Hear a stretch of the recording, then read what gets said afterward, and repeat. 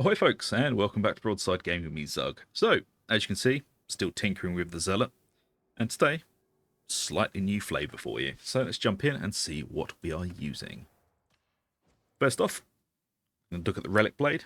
Again, pretty much same as before, a few changes. So the modifiers you're going to be looking for, you want damage, finesse, power output, and heat management at 80, and your dump stat will be mobility. Next up, we've got the perks. We're going for 25% damage to carapace armored enemies and 25% damage to unyielding enemies. This is going to help us deal with basically all Ogryns and monstrosities. We're already able to hit the breakpoints for flak and unarmored, so we don't really need to add any perks on there to deal with them. This has been tested in Damnation and Havoc, and it works really, really well. Blessing wise, we're going for cranial grounding, reduced heat buildup by 6% and increases weak spot damage by 4% for 3 seconds on chained weak spot hit stacks 5 times. This is going to help us to basically stay in powered up mode for as long as we can, and then we can jump out when we need to cool it down. But this is also going to give us weak spot damage as well. Next up is Rampage. Hitting at least 3 enemies with an attack increases your damage by 36% for 3 seconds. If you've been playing Havoc, you know you will be swarmed continuously, so Rampage is basically up the entire time that you're going to be fighting. Okay, let's take a look at the ranged weapon. So we are using the Spearhead bolt gun still, and with the modifiers you want damage, reload speed, collateral, and stability at 80, and mobility is going to be our dump stat. And for the perks, we're going with flak and unyielding, just because flak armor is the most prevalent armor type in the game, and it's going to help us to be able to snipe out those specials. And unyielding, because we want to be able to damage the Ogryns. Obviously not the Crusher. The Crusher only has the unyielding tag on a tiny strip under its neck, which you're never going to be able to hit anyway. And they basically classed as carapace. But this is going to help us deal with Reapers, Bulwarks, and all boss monsters. As for the blessings, we're going with Fire Frenzy and Pinning Fire. Fire Frenzy gives us plus 10% close damage for 3.5 seconds after killing an enemy at close range, stacking 5 times. And Pinning Fire gives us plus 5 strength for every enemy you stagger, stacks 5 times. This is just going to be basically a mag dumping weapon to clear out waves of ragers and to be able to lay down a lot of damage on monstrosities very, very quickly. Right, next up, we've got the curios. So, this is going to seem very, very weird, but you'll understand in a moment. The first curio we're using, we're going with a toughness curio with extra toughness, combat ability regeneration, and damage resistance gunners. And then for the next two, we have a wound. I think you can see where this is going. Both of these curios are exactly the same, plus 5% toughness, plus 4% combat ability regeneration, and 20% damage resistance gunners. You can see, both exactly the same. Yes, this is a Martyrdom build. So, let's jump into the talent tree, shall we? It's all looking pretty standard at the top. We'll go into the middle first. We're going with Anointed in Blood, up to 25% base range damage, reduce the further you are from the target. Basically, be up close, mag dump, and you get 25% base range damage. And next up, we're going for Purge the Unclean for plus 20% increased damage against infested and unyielding enemies. This is both ranged and melee, so this is going to give us a lot of boss damage and help us to deal with those Ogryn enemies as well. And also infested, which mutants, hounds, and poxwalkers. Okay, so next up we have Backstabber, plus 20% damage on melee backstab hits, and then into Blood Redemption for plus 50% toughness replenishment on melee kill, into Toughness Boost, and then we're grabbing Enduring Faith for plus 50% toughness damage reduction on critical hit for 4 seconds, and then into Second Wind, replenish 15% toughness on a successful dodge.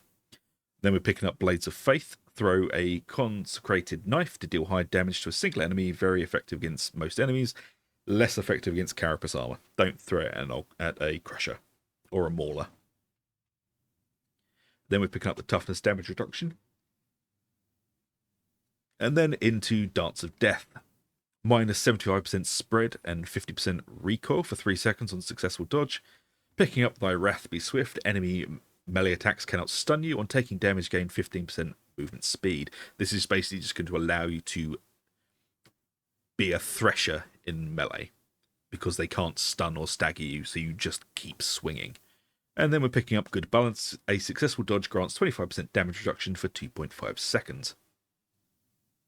Then over to the left for a 5% melee boost into movement speed, and then picking up Duelist, plus 50% weak spot and critical hit damage for 3 seconds on successful dodge.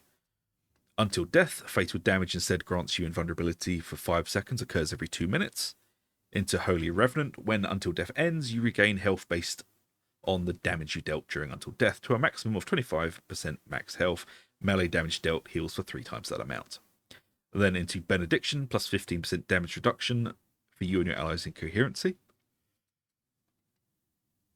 And then into a toughness boost, and then Fury of the Faithful. Dash forwards, replenishing 50% toughness and gaining 20% attack speed for 10 seconds, and your next melee hit gains plus 25% damage and is a guaranteed critical hit. This also pairs up very, very nicely with Enduring Faith, toughness damage reduction on critical hit for 4 seconds. We are guaranteed that every time we use that, so we're also taking Redoubled Zeal, so we have 2 charges. And then down into Suppression Dealt. Don't care about this, but we needed to get to where we're going. Toughness damage reduction, and into Faithful Frenzy for 10% melee attack speed, and then into Health Boost, then picking up Faith's Fortune for 2 extra wounds, and then we're taking Martyrdom. And this is probably the first time you've ever seen this on this channel, but it's actually pretty good. Plus 8% melee damage for each missing wound, up to a maximum of 7 missing wounds. Then into I Shall Not Fall. Martyrdom grants plus 6.5% toughness damage reduction per missing wound. And then Maniac. Martyrdom grants plus 4% attack speed per missing wound. And it kind of works out that even though if you only lose 2 wounds, you're still doing slightly more damage, or on par with Innoxeral Judgment.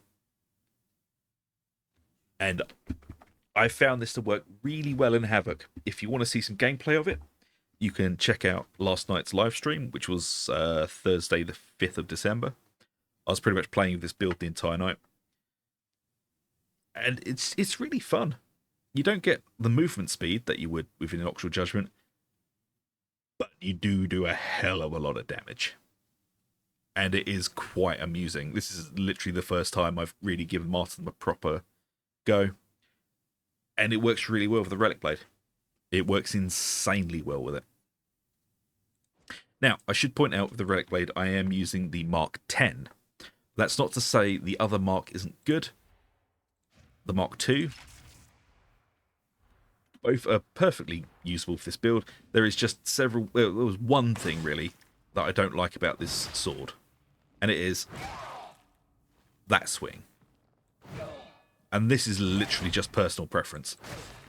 I find the upward swing a bit awkward.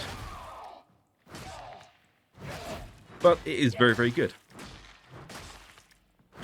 All the light attacks are very weak spot focused. Very precise. And the heavy attacks, you've got one wide swing, the uppercut, and an overhead. Wide swing, downward swing, uppercut. But as I said, use whichever mark you're more comfortable with. They're both very good. One does slightly more damage than the other. The Mark 10 does a little bit more damage, but then the Mark 2 does more light attack damage. So it really is up to you which mark you prefer to use. I'd suggest trying both out and see how you feel. I've been really enjoying this build. You do get quite a lot of damage out of it. And I hope you guys enjoy it too. And if you do, please do like, subscribe, ring the bell for notifications. It really does help us out. And I shall see you all for the next one. So until then, take it easy, and I'll see you later.